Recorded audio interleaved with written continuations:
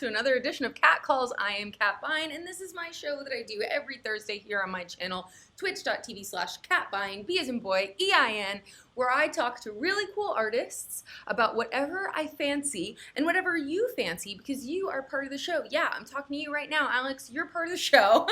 And anyone who might be watching this later on YouTube, you need to come on by. You need to come by on Thursday. You're super invited. This is me personally inviting you to come check out the show. Of course, if you're already here and you're watching this live on Twitch, you know that I love you, and you know that Flat Eric thinks you're super cool, and you're definitely invited to all of our parties in the future, Cutie Club on Tuesdays, video games on the weekends, whatever. Now that I've plugged myself, I'm very excited to welcome today's guests. I've known her since her early days in the Miami scene, which were also my early days in the Miami scene. Of course, we all got to give it up for Nala, everybody. Wait, yes, there it is. There it is, Nala. What a badass. I have to tell you, she has been hustling ever since I met her, and I read in an interview that she did with the Miami New Times, shout out the Miami New Times, shout out Jose Duran, that she has been hustling even harder than I understood. She actually was so inspired by a Miami Music Week or Winter Music Conference, however you wish to call it, that she quit her job the next day and started pursuing a career in music. And I met her when she was a DJ in Miami, playing parties at Bordeaux and other bars around town. And she actually had a school where she taught other women in Miami how to DJ because she saw an opportunity for more women to get involved in the scene. And she then created a night for them all to play. Yes, Revolver and Pawn Shop. Absolutely. I love to see someone who knows their Miami scene. Yes, thank you, Alex. But I thought it was so cool of her to create a platform then for all of those women to get put on. And it's great because that energy is now coming back around to her. She worked really hard in quarantine. She did a cryostatic. Nice to see ya. I do love how I'm just in the middle of a sentence and I get completely ADD distracted by whatever's going on in the chat. It's how we live. Yeah, all that positive energy and hard work is really coming to reap benefits for her in 2021. When quarantine happened in 2020, she got creative. She got on Twitch like a lot of other DJs. She started a program called TV Party, and that program got picked up by Dirtybird on their channel. I think they have like their own website, right? It's not just a Twitch channel, but it is a Twitch channel. But I think they have like a whole multiverse of stuff going on. And she was picked up to be managed by Andy Crenshaw, Barclay Crenshaw, aka Claude Von Stroke's wife, and they just released a two-song EP called Psychic Attack from her. And as someone who's been following her for years, since the beginning basically, I really see this as a moment that she's blossoming in a whole new way. This is a solid sound. She's singing on it. It's got epic, groovy, funky, weird, Dirtybird-esque bass lines. I'm very excited to chat with her about all of this happened, and I'm so proud of her and so honored to have her here on Cat Calls. Actually, about a year ago when I started the show, she and I were definitely chatting about having her on sometime, and now is the moment. I was like, we have to get on this now. Now's the time. And now is the time that I'm going to stop talking and I'm going to convene with Nala in the back hallways of the internet while y'all get down to Psychic Attack, the titular song from her EP out on Dirtybird right now. And it features an incredible music video that I knew was filmed in South Florida. You can just tell. Let me know if you know what neighborhood in South Florida this is. Psychic Attack. Go. Put your tinfoil hat on. Do it now. Under a psychic attack. What is real and what is whack? Can't shake the feeling that I'm being trapped and what for? There we are. Echo-y. Okay, wait. I have to do something to embarrass you, but I figured this out while I was stuck in traffic. Hi, Stefania, running. All right, I'm sorry. Are we still friends? Okay. Yeah, no, it's great. That's great. I had to do that because, of course, your name is Nala, and I was like sitting around trying to think about where you got this Lion King connection, and then it hit me that it was just the song of your name. I don't know that that's actually true, and I don't know if anyone's ever sang that to you. No one. But they do ask me where I get the name, and usually I like the real story of where I got the name is I was in Europe at my like best friend's house in Italy, and her dog's name is Nala, and I was like, that's a really great name, and then I Googled it and no one had it, so I was like, I am gonna take this. Great, This great is job. my name now. It is. I was texting David Sinopoli about it too, from David from Space, and I was like, for 2 weeks, I was like, what about this name? What about this name?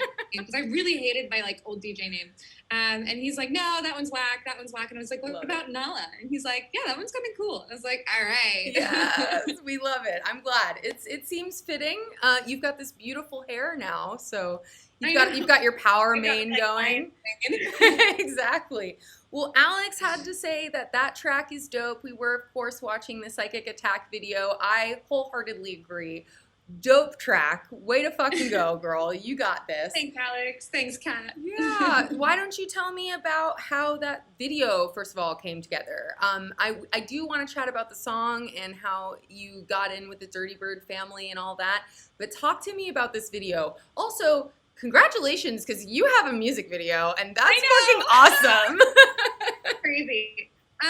So I was like kind of tasked with putting together a music video, and I just like having been so busy with everything else, I was like, like I could come up with something, but like, do I want to be like directing it and creating this? It's like a lot to do by yourself. Yes. So it was like, so Andi had the idea of like kind of reaching out to this specific platform that she gets like pitches from, and we got a bunch of pitches, and like 99% of them were wrong. Like 99% of them were people like turning this song into like a love story, and I was like, weird. This is not a love song. Are they even listening? Like what the fuck? I know. I was like, you're wasting your time. They just had ideas they already wanted to use. They were like, oh, yeah, probably. That's what I was thinking. Yeah. So, but then we got one from this guy, Vadim Lasha. He's from Venezuela. He lives in South Florida. So that already was really interesting for me, because I was like, well, I can visit, and that can be something I can do in person, versus like we've got pitches from like the UK, which I'm not going to be able to go there, Yeah. So we read his pitch, and it was the most accurate. It was like exactly what we were looking for. It was creative. It was on theme, and so then we just went with him, and it was really cute. He got like his whole family involved. He had like his kid like holding up the lighting, and it was really adorable. Love it. Talk about family vibes. And Love Pepite Quattro 4 says, "You're the best, Nala. You're the best. You're the best. You're the best. Love Pepite Quattro." I've decided it's Spanish. Pepite. It's probably Pepite. I was just making it like 3 languages in one. I love that story. And you were telling me that was actually shot in Weston. Yes. Which is Weston probably Ford. the coolest thing that's ever happened in Weston, if I'm just going out on a limb. Yeah, it was so random. I didn't even realize how far it was from Miami until I had to drive, and I was like, wow, it's an hour-long drive, and there's no traffic. I'm like, this is far. I know. Yeah, it was awesome. That's actually where I spent the beginning of my quarantine with a friend of mine out in Weston. And so when I saw that video, I was like, those palm trees look very familiar. Like the way that this suburb is set up, and that crabgrass, it just really makes me think of home. I don't know what's going on. So I was very happy to hear that it actually was South Florida. And how was it to see the final product? I can't imagine how surreal it is to know you have like a sick professional music video. Yeah, I mean, it looked really great, and I was so like shocked, but also like I just didn't know what to expect. And I think like as an artist, you experience a lot of like self-doubt. So I was like, oh, I don't know, is it good? Is it like funny? And it's like I was laughing, but like, are other people gonna think it's funny? So I was like making my roommates watch, and I was like making my friends watch. I'm like, is this funny? Do you guys like this? And then when I had like my weekly meeting with my manager, so it was like Andi and then Barkley, Cloud on Stroke, like together. Thank you. Yeah, Francis. thanks, Francis. And I was like doing like a Zoom call like this, and it was them. I was watching them watch the video, so I was getting like a live reaction, and they were like cracking up. I was like, okay, good, thank God. It's so good. So, yeah, and I also like just seeing yourself in a video. I was like, oh, is that what I look like? You know, so I loved your cameo. It was very cleverly done. I love that you are like the evil force in this universe. Yeah, I'm the dictator. Psychic attacking everybody. Yeah. It's perfect. Yeah. Before we go in depth with all the new stuff, I want to dig into your roots a bit. And you were actually raised in Los Angeles before you moved to Miami, is that correct? Yeah, I was born and raised in Los Angeles, and around 2007, 2008, when the market crashed, my mom decided to move to Plantation, Florida. Hey, shout out. That's also where I thought that video looked really familiar. I was like, it honestly looks like Plantation. Yeah. Yeah, so we went there, and then I went to like some high schools in South Florida. So like I went to Pompano Beach High School for a year. Shout out. Yeah. I went to Northeast High School for 2 years, but in between I did go back to LA, back to Beverly Hills and then Redondo Beach to go to school there for a little bit. And then I went back and finished out in Florida because of Bright Futures. Yes. I got a free scholarship. We love I wasn't it. going to get that in California. So it was like the option of like actually getting like a full ride to college versus like going to Santa Monica College and then transferring to UCLA. And I just probably wouldn't even be a DJ because I'd be drowning in debt. So right. I know. So I was just thinking, I wouldn't have met you the way that I did. I don't know if you ever would have had the experience I'm about to ask you about next, which is your first winter music conference. But were you at all interested? I mean, LA is a huge scene for electronic music as well. And were you at all interested in electronic music or music? I mean, did you play an instrument growing up? Have you always been a singer? So when I remember downloading my first like audio music program when I was in sixth grade, I think, or maybe 8th grade. Nice. Because like I was hanging out with all the skaters and that's what they started getting into. So I could see made you like being a a mashup. skater girl. Yeah, you got that vibe. I made like a mashup of like Rat-a-tat and some guy from like some old 50s guy talking on like about elevators or something, and it was like this really like it was like definitely inspired by that what's that Que Sera song? Oh, the one that's like the hip remix version where it's like Hey Sera, Sera. Yeah, I can't think of the name of the artist, but I know what you're talking about, and hopefully people do too. Yeah, that was like the first thing I ever made, and then I was just like really into like, I mean, living in LA, especially like in middle school and stuff like that, I was like really like into just like underground music scene here. And then when I moved to Florida, I felt like that was like kind of the only way I could stay true to Los Angeles. I remember moving to Florida and my friends being like, oh, you're just going to wear Abercrombie and like you're going to listen to country music. And I was like, no, I know. South Florida, not North Florida, people. It's very different. I know. So I was like, no, I'll be cool still. So I remember in like high school downloading Hype or like going on Hype Machine every week and like listening to all the new records and making mixtapes. And then, I mean, I played instruments, but like I wasn't, I still have my trumpet from 6th grade, right? Yes, I have my clarinet. Let's go do it. Do some marching band shit. It's awesome. But yeah, I mean, and then in high school I tried to play guitar, but I was like a real big stoner, so I was way too high in my guitar classes, and I couldn't actually learn anything. That's who actually takes guitar class, though. I took a guitar class in high school, and it was like me and the kids who were about to drop out. Like, I remember one day they were just like watching. Someone like took the TV and was like, "We're just gonna watch Trainspotting," and I was like, "That's my favorite. Let's go." weird class, but we did it. Yeah. Well. Yeah. And then. From there, I mean, I was in Florida, and I felt that Miami was the closest thing to Los Angeles, like culturally. So I moved down there. It's true. And that's how that happened. I've always felt there's so many similarities culturally, but also like weirdly the way that the city is built. Like Like LA is Yeah. another kind of strip mall heaven, and like you got to drive everywhere. Like, it's strange. It's like asphalt mecca, but culture, and LA is wider, obviously. And I'll never get used to seeing mountains in the distance while seeing palm trees. It trips me out every time. You must have It's felt so like pretty. it is gorgeous. It's gorgeous. You must have thought Florida was so flat when you arrived. That's all I Yeah. can imagine. It was definitely weird. I think the weirdest was like going to Orlando when I was in high school because I was like checking out the college Yeah. and being like, oh, I feel really trapped here. Yeah. Like, Yes. wow, this is. Someone referred to it as like be feeling landlocked, and I was like, I've never used that word before, but I could see that for this place. Yeah. Yeah. Orlando is definitely its own It's hole in the cool. ground. I was just like, whoa. Yeah, it is. So Being near water is a thing for me, I think. what deviant drew you to Winter Music Conference? What brought you there? So my dad had an assistant who Shout was 10 out. years older than me. 10 And I years was like older? 18. What? How old was she, you said? Like 10 years older than 10 me. Okay, yeah. She loves dancing. She still comes to my shows and she's still Yeah. partying. Fuck yeah.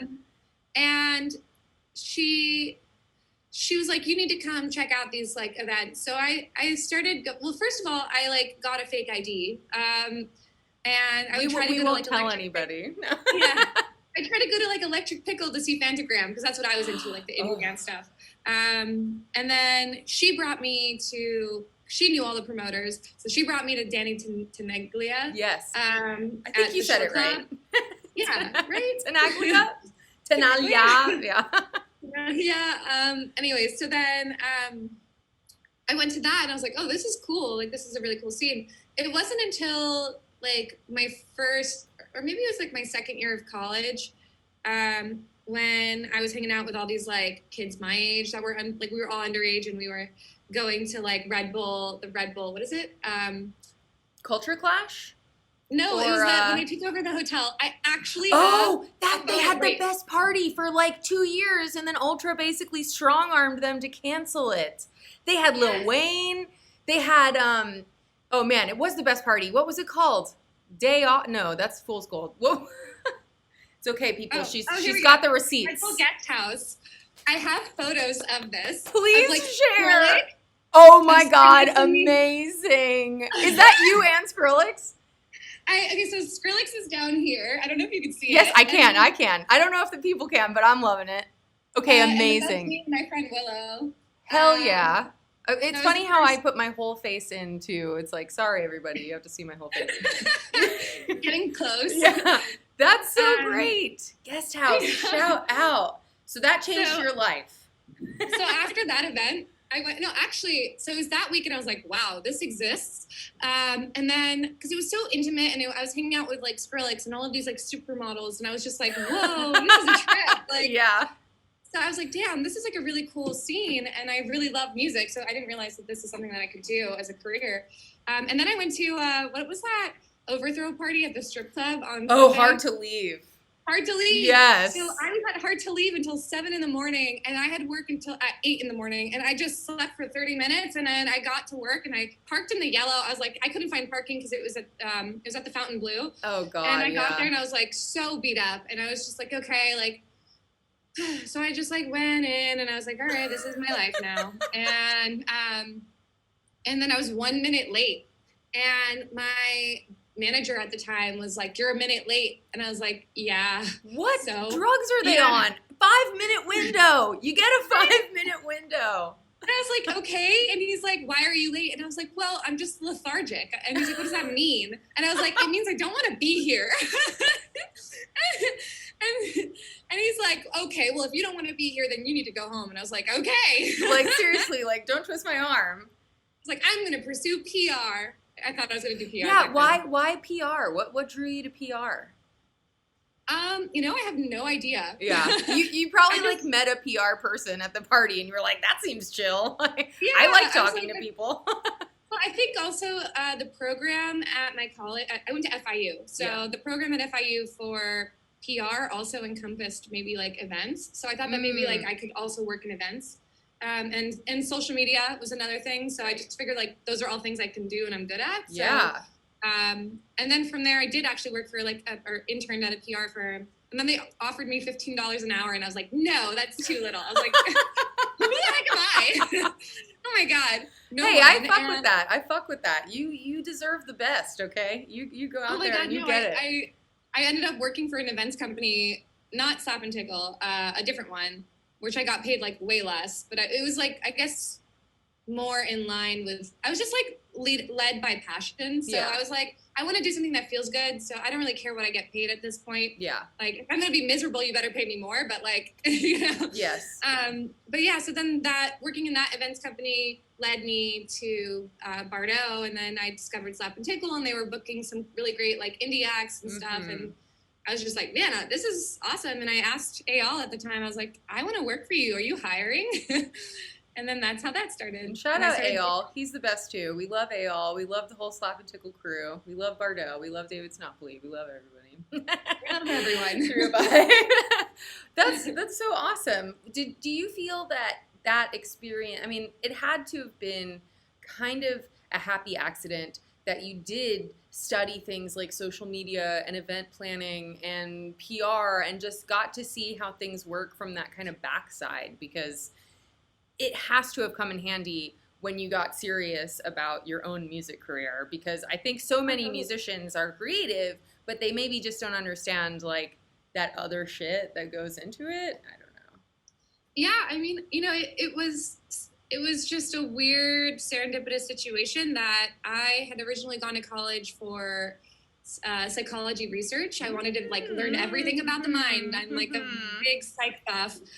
So I was doing that, but I was also getting depressed because it was really like a lot, and I was analyzing everyone, and it was just becoming like really heady for a while. I can't imagine being out at the club and analyzing everybody. Like that sounds I was just like this is a lot.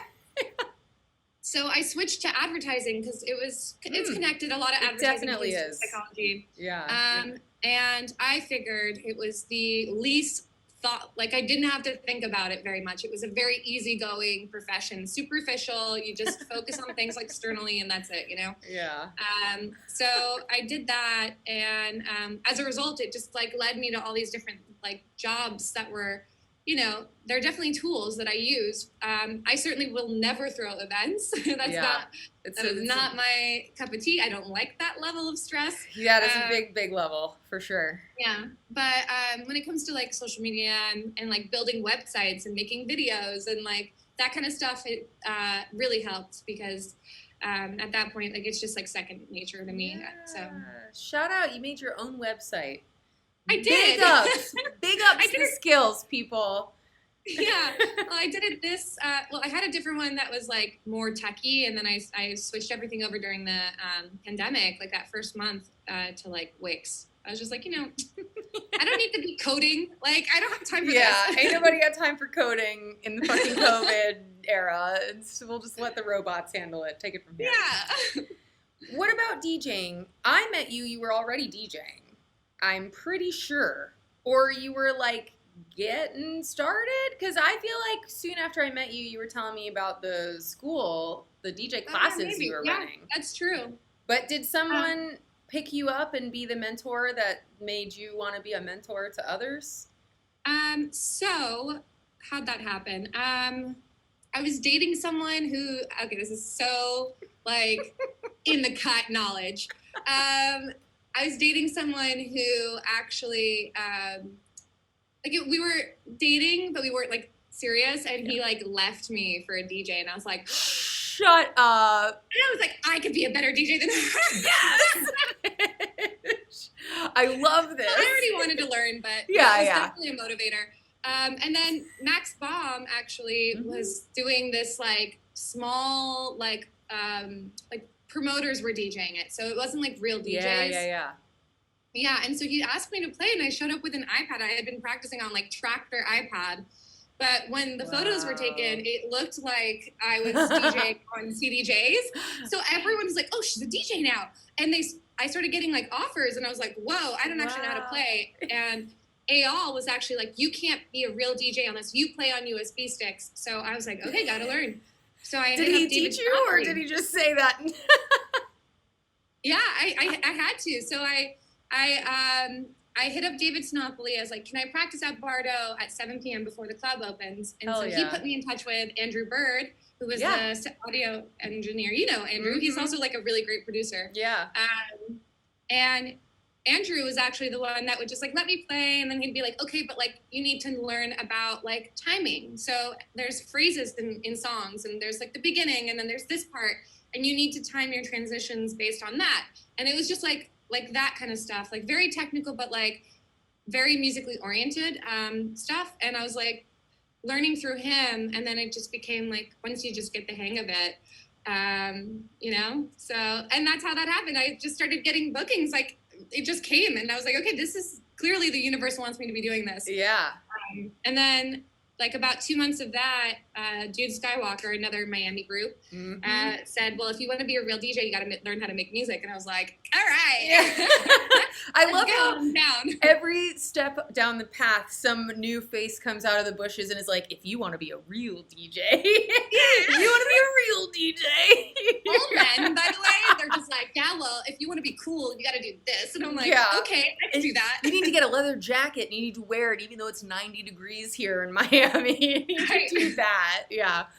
So, but that makes sense. I mean, you're getting all this kind of like advice from dudes, right? And then you decided, I'm going to give this knowledge to other women who are here in the scene. Is that because you felt kind of lonely as a lady in the club, or you were just so excited that you were like, I have to share this? It was two things. I think one of it was that I was getting all these like DJ offers, and a lot of people were always asking me like, do you know any other women that are like DJs? Cool. And I just didn't know any. Yeah. And I was like, okay, this kind of sucks. Like, so I started being like, well, I'll just grow them. Yeah. And David had that same setup for me. So we practiced there at 7 p.m. and then he gave us like a Thursday to promote. And it lasted a couple months, but you know, I at that point was graduating college and I wanted to go to LA. I just figured like I didn't want to get like I didn't want to hit a ceiling in Miami and then get stuck. So I was like, I want to be able to be more than just one city. I want to be like all over the world, you know? Yes. So I like went back to LA to kind of see like if I could expand everything. But I was still going back to Miami once a month because my family's out there and I was still getting gigs out there, so it helped. That's actually what supported me through the first year of LA, because I wasn't really getting gigs in LA. I was like doing free gigs here and there, trying to build my name. So I'd have to fly back to Miami every month to work and then come back. And like, amazing. It was hard, but you know, I was like determined, and I was also having the time of my life, so it didn't really matter to me. Absolutely. Well, I can attest to the fact that you are really great at just connecting with people and hustling your ass off. I know we had a really fun time in New York and you just like already knew everybody and we're meeting people. It was really fun. Wow. We went to where Alex used to work. What's the name of that place? Oh yeah, wait. Well, we went to 3T. the yes, but we went to it's very famous. It's closed now. It's the only words that are coming to my William Street or like U Street. No, it starts with a W. It was the W.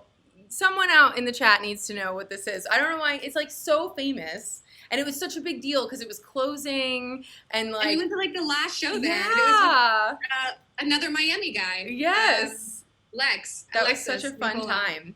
But you have apparently always kind of had this quality, because it's very cool of you that you just asked Webster Hall. Thank you, Alex. There it I is, knew yes. someone was going to have the name. I was like, it's too famous to not be shouted out. Webster Hall. Shout out Webster Hall. But you had the kind of like, I don't know if it's courage or gall to ask like, hey, can I practice at your club before it opens? But it's asking people sometimes, you know, like the worst. That's all I do. The worst that's going to happen is someone's going to say no, and then you're just going to be like, okay, fine, I'll move. You know, I'll ask someone else, or I'll move on with my life. Like, yeah, I mean, with the number of times David said yes, he also said no many times. So it's you know, it's like I almost like turned off the emotional connection to feeling like rejection and sadness at this Yeah. point. I'm just Yeah. like, well, on to the next one, you know? Exactly. You have to kind of just like tune it out. It's not a personal attack. Absolutely. That is such great advice, I think, for anyone who's in a creative field. I know that sometimes as a writer, it's the same exact situation. If an editor turns down your story pitch, you can't take it personally. It's the story. You got to keep going. And if one thing falls through, I've always said to myself, if something I really want doesn't work out, it just means something else is going to come down the road that I don't yet know. And it always ends up being true. So if anyone out there is struggling or they think they just lost an opportunity, just keep going and it'll pay off in the end. But tell me about, I know, Alex made the joke, it's a psychic attack and not an emotional attack. I did not. I held off, but it still happened. What happened when you were in LA? How did you make the hustle out there? How did you go from I have to survive off these Miami gigs once a month to, all right, we're doing it? Honestly, it was for the first 3 years, I don't think I slept. I just was out every single night. It's a young person's game, man. Night. It's a young person's game. It is. I was out every single night. I was talking to every single promoter. I was becoming friends with all of them. I mean, It wasn't like I was like scheming. I was just like actually genuinely becoming friends with people who had similar interests in music and stuff. So they started giving me opportunities. And, I think when people start to say like, oh, look, she's getting gigs here, then other people are like, oh yeah, we should book her. And it just kind of built itself on top of each other. Like just everything started building. But yeah, I got really busy and I was just doing like a lot of shows and I had residencies at all these like different hotels and it was fun and all. And I definitely was surviving, but I was burning myself out right before. I feel like part of me kind of wished this upon the world and I feel like slightly guilty, but I was like, in 2019, I was like, man, I just really need like a month where I don't take gigs and I just wish I could stop. I'm like going nonstop. I'm getting gigs every day, every weekend. I'm doing like, there was a point in 2019 for Swim Week in Miami that I did like a 24-hour run in like 2 or 3 days where I DJ'd for 24 hours. Wow. And I was just different gigs and everything too? Yeah. I was going from Soho House to Rhythm and Vine to, a Diesel party. And I was just like, pa, pa, pa, pa, pa, pa. And that was my hustle. I was like, I would fly to Miami and in a weekend I would take on like 8 gigs and then I'd fly back out. And it was like, it was hard. But I think I was just burning myself out a little bit. And I was just kind of like praying that like there would be some sort of weird opportunity for me to just take a month off and work on music. And then I got a whole year. So I was like, all right, never wishing for anything again. No, I don't think it was just you. I do think it was a collective wish by the world. I think burnout was becoming the mode of the time. And in a strange way, I think, well, not that I'm like a conspiracy theorist or anything, but I don't think it was a collective conscience. We were all just like, put the brakes on it. We are getting tired.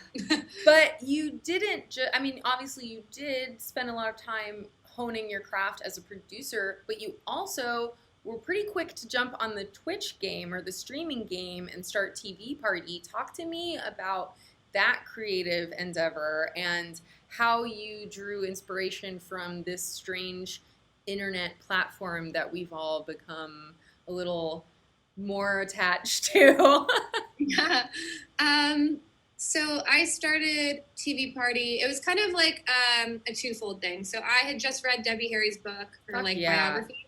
And she talks about how in the 60s or not the 60s, in the 80s, I think, Debbie Harry and a bunch of other rock and roll celebs basically in New York City started a TV party of their own. Yeah. It's literally called TV Party and it was on like a public network. What is it called?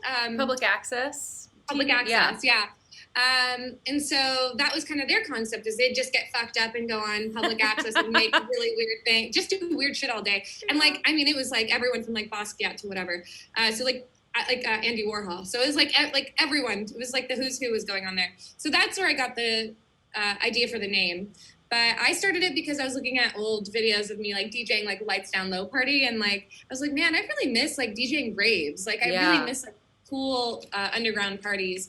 So I hit up Richie from Lights Down Low. I was like, do you want to do a Twitch stream with me? And like, we could just like DJ. It's been, because at that point it had been like 3 months since the pandemic started. So he's like, yeah, I'm going insane. I need to, I need to play. And I was like, all right, let's do it. So I did it out in my living room for a couple weeks. And then Corey, who goes by Color Vision, he had this office that he used to work in, which was an events company.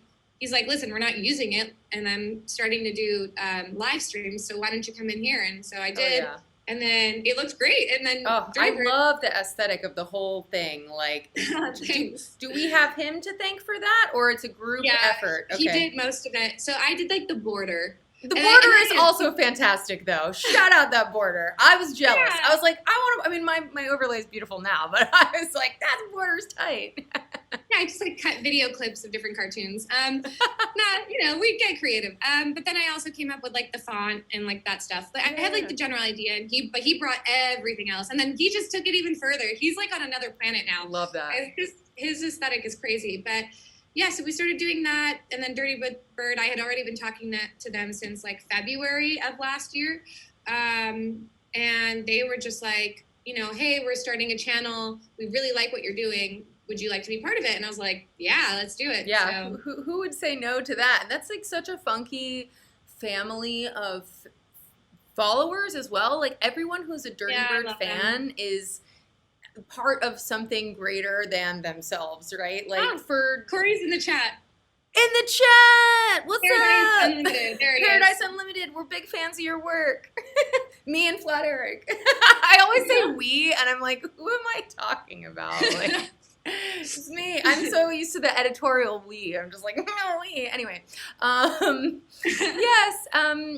I have always enjoyed the family vibe that they create at Dirtybird, and we were talking before you came on about how a lot of that is probably to do with the fact that they are family-run business. But how has it been for you being welcomed by the Dirtybird flock? Does it feel like someone flipped a switch? And what has that been like? I love the whole community. I love all the people that listen so much. I mean, they really just like, we have like this same like weekly crew that comes in every Thursday, and they're just so awesome. They're like, a lot of them are also like ravers from the 90s. Yes, so they'll hear tracks and they'll be like, yeah, wow, like I remember this song and remember when I was doing this. And it's just really been fun. And they definitely like keep us entertained and keep us going.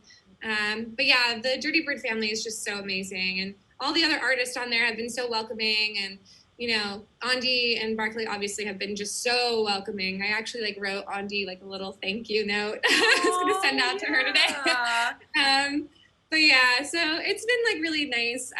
Because like you encounter so much like chaos, and you encounter a lot of skeezy bookers, and you encounter a lot of like really shitty people in the industry, and you kind of have to be like very strong about it. So it was really nice to be like, and also, people have their opinions, and sometimes they're like, oh, whatever, those people are going to be so rude and they're whack and this and that. And then like, it's just been so nice to find like a group of people that are like genuinely nice. Like no issues at all. It's just like all love. And like, that's the least we can ask for, I think, in this industry. It's like, it's already so hard. Let's just make it easy for, us. Yeah. So it's been really cool. Yeah. And I think that, I had a really wonderful conversation with, someone's making me dab. I dab. No, dab. Do it. Yeah, you did it. Okay. Yes. I had a really wonderful conversation with Barclay actually right before they canceled Ultra and like quarantine got really serious, because they were having the celebratory, is it 15 or 20 years of Dirtybird? Oh, it was 15. Yeah. So we were having this wonderful conversation about how he and Andi started the label. And, for him and her, it was this big taking a risk and putting everything on the line because they're so passionate about the music and about trying to make this happen, and the people they were working with and wanting to put those voices out into the world. And so it makes me happy as your friend and fan to know that those people are recognizing that passion and hard work in yourself. You know, like you have been hustling for all these years, and I'm glad that some really nice people were like, that young woman, she needs to get put on. Let's go put her on over here. Like, that's awesome. Yeah, I mean, it was fun, those first few conversations, because I was like, oh, I'm going to work my ass off. I was like, I've got this opportunity. I am going to work so hard. And it was great to kind of like that first, like, interview, I guess, with Barkley. He was like, oh, so, like, what kind of music do you like? And I was like, well, I like everything. Right, yeah. I am not a purist by any means of the definition. I am the complete opposite of that. I will mix mash everything. I don't care. And he's like, how open format are you? I'm like, no, I stay underground, but we just mix the genres out. Yeah. And so, yeah, and then that's just kind of how that developed. Because I think at that time, he was looking for something fresh. Like, he wanted to add, like, something different to the label. And Andi was very, like, dedicated to finding, like, another female artist to join. Because, you know, it's just hard to find, you know. Again, like, I had to, like, birth my own in Miami. So I did that, and it just, like, was, like, a perfect union. I mean, it just really worked out. What started out as a trial, it obviously has, like, more permanency now, so. Okay, we're getting to the good part. Talk to me about Psychic Attack and Sun is Hot. I love both tracks, and I really like that you are singing about not love, which is hilarious that you say that some people wanted to sell you on these like love story treatments. And not that I'm knocking love, it's beautiful, it's great, you know, I hope everyone has love in their life, but there's so much more to the human experience than just love songs. And you actually, Psychic Attack is very much politically tinged, but not in a way that feels heavy-handed or like it's so serious. We all have to put our serious hats on and like get really kind of sad on the dance floor. Like, it's still very funky. It's got a great groove, but it makes you think and it makes you laugh. Where did the inspiration for this come from, and when did you actually write it? It had to have been sometime this year, but yeah, I wrote both of them in last year. So I actually wrote Sun is Hot first. That was in May, and I was living downtown in this like windowless loft, and all I had was this like balcony, and I just was like looking at the 30-minute time of day when the sun would hit it. Wow. And I was just like, oh, you know, and I was just thinking of like global warming and stuff. Definitely. I tend to live in a state of like perpetual like either anxiety or nihilism. I'm just like yes, feels. So I was like, in that song, I was just talking, like I was looking outside and I'm like, is it me or is it getting hotter? It is. Hotter than ever before. There seems to be nothing I can do to cool it down, because that's just my like personal thoughts on, you know, climate change. It just feels like I'm like hopeless. Yeah, I know. and then, you know, I feel your pressure. So a lot of my songs are also like double meaning. So, you know, it could also mean love, or it could also mean political climate. It's very open to interpretation. It's true. It is a bit sensual there when that I feel your pressure part gets going. I like it, but and then, you know, and then also I had come from this more like down tempo indie background, so that was like my kind of transition song to like more house, like electronic beats, and then Psychic Attack I wrote around, I think it was like September, or it must have been September, but I have a studio in Studio City. Nice. And I was looking at the mixing board. I was by myself, and I was looking at the mixing board, and there was the word attack, and I was listening to this beat. And I was looking at, so everything is always external. I'm always like looking out and then reflecting in. So I was looking at the word attack, and then I was listening to the beat, and I was thinking of Green Velvet, and I was like, oh, Psychic Attack. Like, that's something that Green Velvet would say. That's a good thing to ask yourself in the studio. What would Green Velvet do? I love that. What would Green Velvet? And so I was sitting there, and I mean, also, I was like totally overwhelmed by the news. I was just feeling like, it just felt like everything.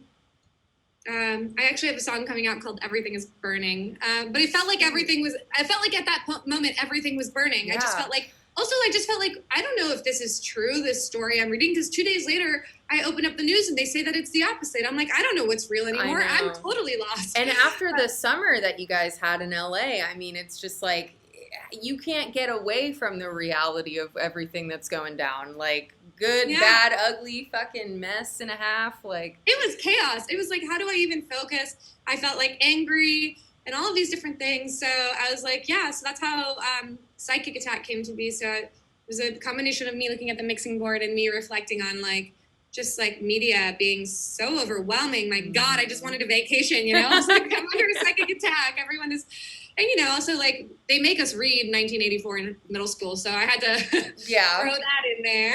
Exactly.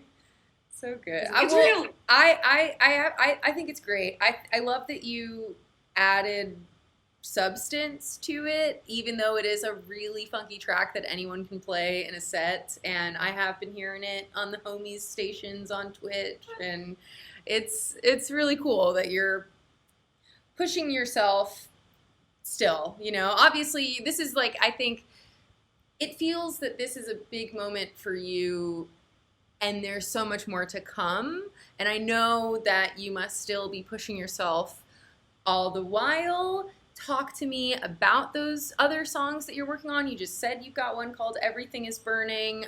You have to have so many more. I don't believe that you only have a couple songs in your backpack right now.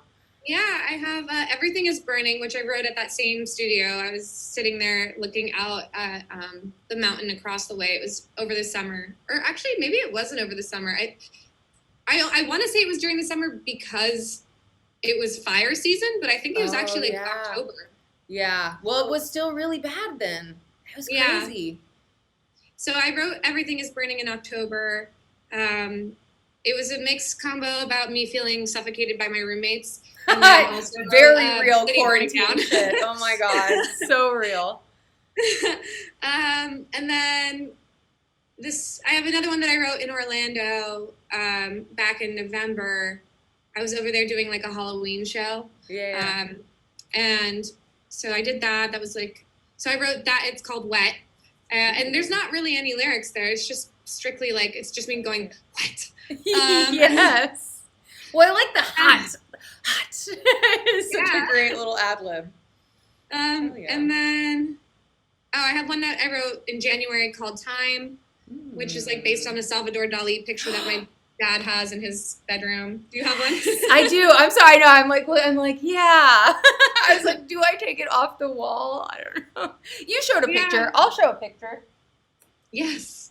This is the moment of explosion. So it's not the persistence of memory. We can have a little bit of a Salvador Dali. Yeah, the lyrics for it are like, through, if I can remember them, it's from January. It's through melting clocks, I keep on counting time. In distant places, I want to leave behind.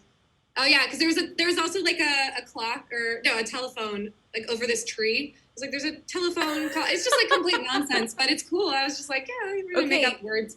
Fuck yeah, Nala's out here referencing George Orwell and Salvador Dali. Get on this level of surrealism, people. You cannot. Okay, there's a new bar. Like here. I'm here for it. I'm into all that shit. I'm inspired by you.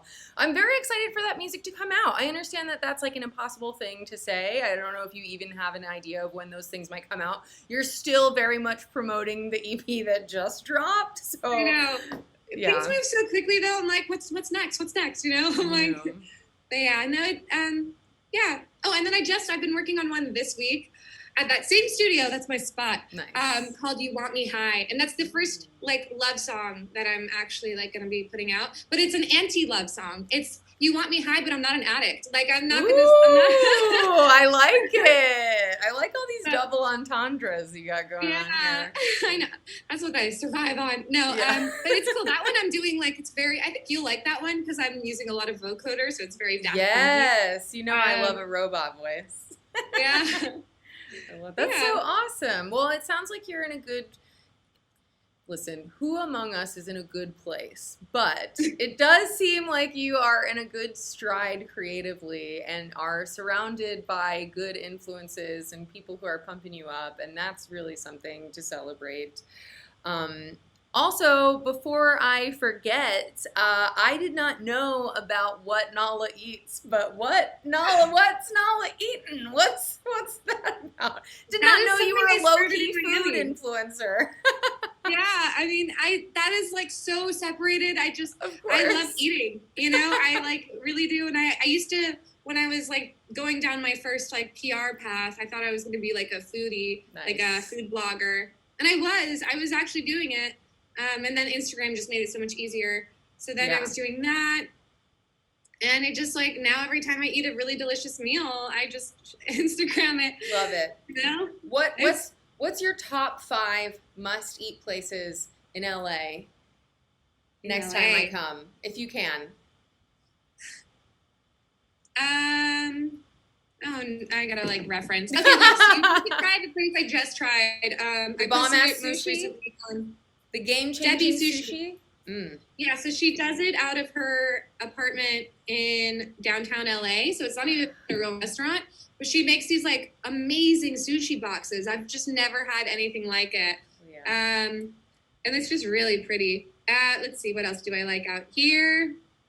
Oh, I like Sea Harbor. If you like dumplings, yes, it's pretty good. But I feel like you're in San Francisco. You've got the best dumplings. We do have great dumplings.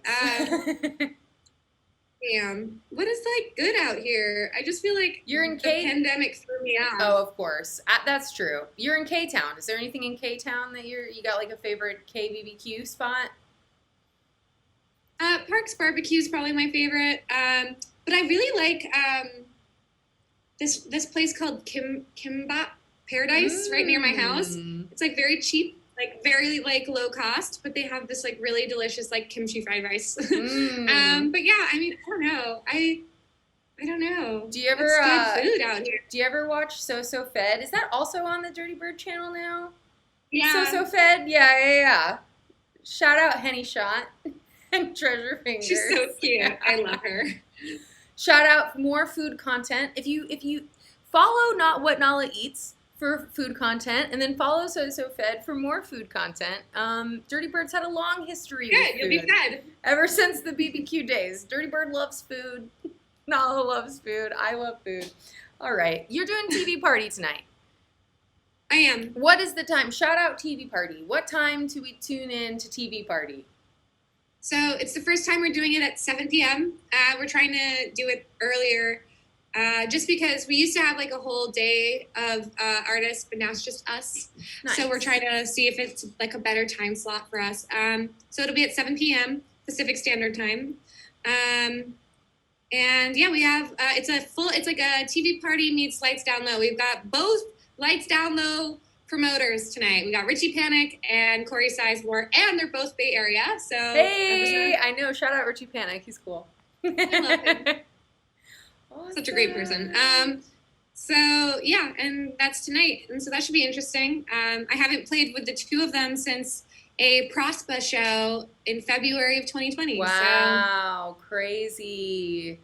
Awesome. How do you feel now that things are starting to feel positive and like they might open back up? And as a DJ, as a performer who has created a community online, do you see this continuing when everyone is booking shows? Are you going to make sure that you carve out your TV party time when you're back to hitting the road? How are we going to merge these two worlds? Are you like glued to Twitch no matter what now? Or I don't know. I'm definitely playing it by ear.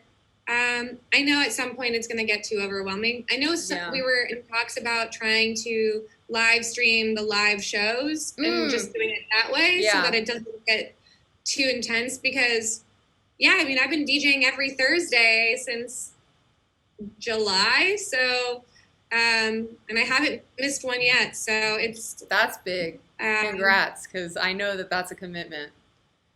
It is a commitment, and I'm always like, ugh. But you know what? It allows me to download new music every week and push myself deeper into the crevice that I find myself in, which apparently, according to Insomniac, is psychedelic, which I love. I'm like, I'll take psychedelic. I mean, you are a psycho nut, is what you said. Psychology, yeah, I guess exactly. Just own it. You're Yeah, owning I it. know, I It's love it. yeah. That's cool. Shout out Someone made me laugh. a couple tracks that you're feeling lately. What have you dug up that has surprised you? Ooh, so I just illegally downloaded something. Yes, I love it. It's Pirates called are. State of Mind. It's called State of Mind, and it's from Alex Cassian's Dream State remix or something, and it's from Peyote Dreams. I think it's a 90s that sounds song. psychedelic. Peyote Dreams. Look at this. Oh, it's like trance, but it's a really cool song. And I went to go download it, and it's on Bandcamp for $1,200. What? That song is $1,200. Are I they said no. crazy? Do they not want? They want you to illegally download it. Like that's all I can imagine. So I downloaded it off SoundCloud, like ripped it, and then I put it through Lander. They're gonna hate that I'm saying this. And then I mastered the song. Sick. So yeah. Wait, I have to dab again. Sick. I love it. I must come up with I need to come up with some better redeemable things because everyone's always like, make me dab. And I'm just like, we can do better, guys. We can do better. Listen, I'm proud of you. Okay, and you're gonna share that song on the internet, so you're trying to pay it forward, and you just shouted it out. So shout out. And it's on my Instagram. I posted about how expensive it is. It's 999 euros.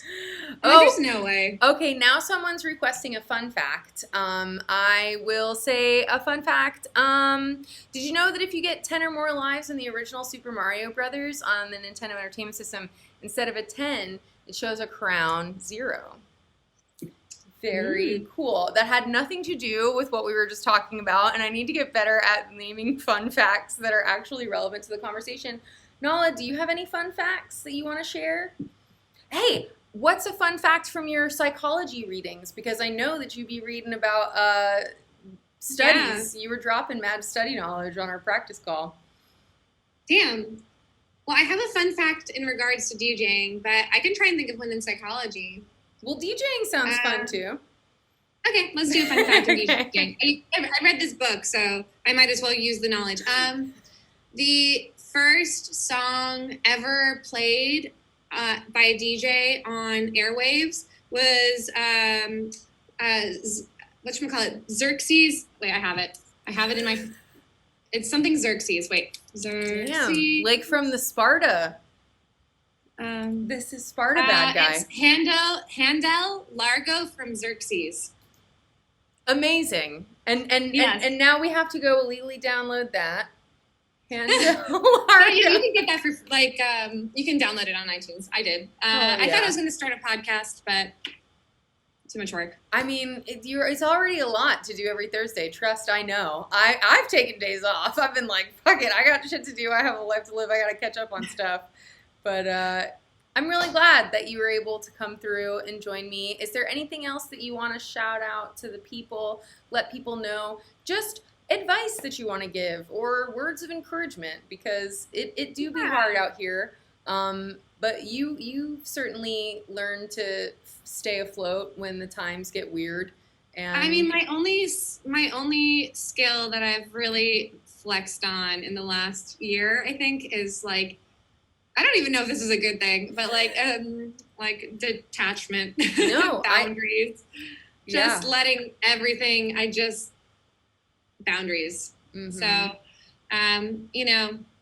not letting things get you overwhelmed, not spiraling. Like my therapist would say, don't get into thinking traps.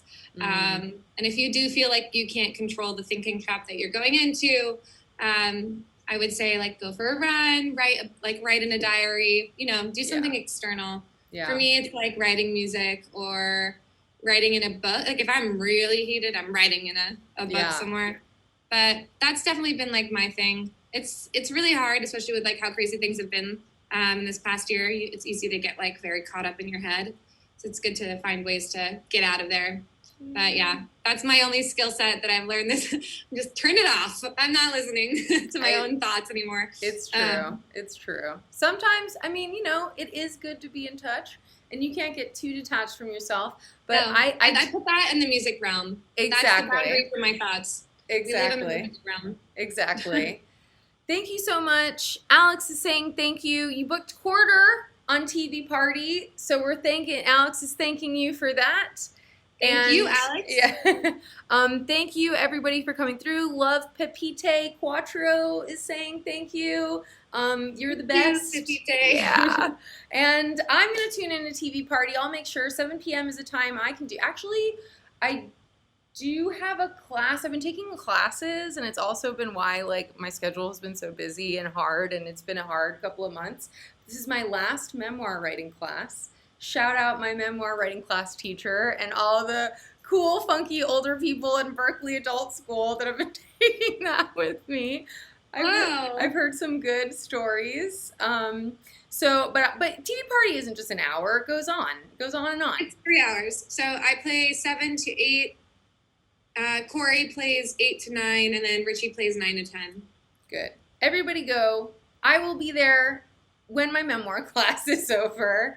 Sad, last memoir class. But that just means I can tune in for more TV parties. Means you can write a memoir. Yeah, that's what it means. That's what it means. That's pretty impressive, honestly. Yeah, we'll see. I did write at least a couple essays. That's what I'm going to try to do with my time. That and this. Nala, thank you so much. It was really nice just getting to chat and catch up with you. Like I said, it's been a couple years since you and I actually were in the same room, so it's really nice to see you on the internet and see you doing so well, and I'm very, very proud, and it's very, very deserved. Same to you, and it's great to see you in color. Yeah, look at all that. in living color. In living color. Oh my god, I'm like so plain. We've got the earth tones in the background. No, it's fine. Honestly, I should have done less red. I'm like, it's just a whole lot of red going on over here. But red is your color. So I had to do it for you. I also noticed, Britney Spears has been posting red. I was like, oh girl. Really? She's a Nala fan. No, I think she's just been like, I don't know, maybe she likes the color too. It might be her favorite color also. It's true. I'm sure she's seeing, save Britney, y'all. Free Britney. We love Britney. And we love you, Nala. Me and Flat Eric, the editorial, we love you. I can't wait. I hope I get to come to a TV party IRL. I think you guys should do that. Just have a bunch of TVs in the background and make it a club night, and you can have even maybe a couple people with cameras. Like get some nice crowd shots, some weirdos on the dance floor. That'd be so fun. Yeah, we're gonna have TV party in real life for the first time in May at Campin. We're gonna have a small room. Yeah, that's so awesome. Is that happening in Florida, Campin? It is, right? Yeah, Orlando. That's so cool. That's gonna be fun. You'll have to let me know all about it. To share with the class, and I'm gonna follow what Nala eats because now I'm intrigued. I did not know. Okay. Bye. Oh, Francis wants you to perform in Chicago sometime. Come to Chicago. I will. Dirtybird likes Chicago. You'll come. I'll see you later.